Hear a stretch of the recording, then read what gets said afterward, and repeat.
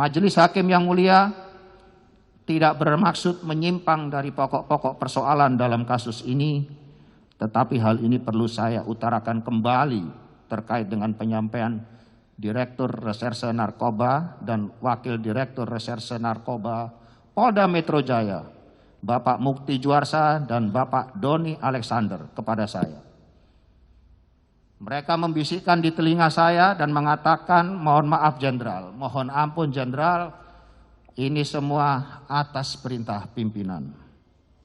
Mereka berdua menampakkan ekspresi wajah yang serba salah saat menyampaikan kalimat tersebut kepada saya pada tanggal 24 Oktober dan tanggal 4 November 2022. Situasi ini mengisyaratkan ada tekanan atau desakan dari pimpinan dalam tanda kutip agar saya terseret dalam kasus ini.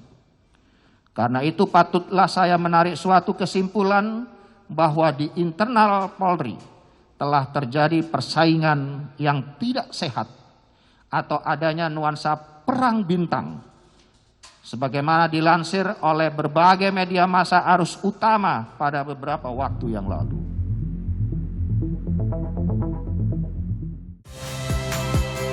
Saya Nitya Anissa. Saksikan program-program Kompas TV melalui siaran digital, pay TV, dan media streaming lainnya.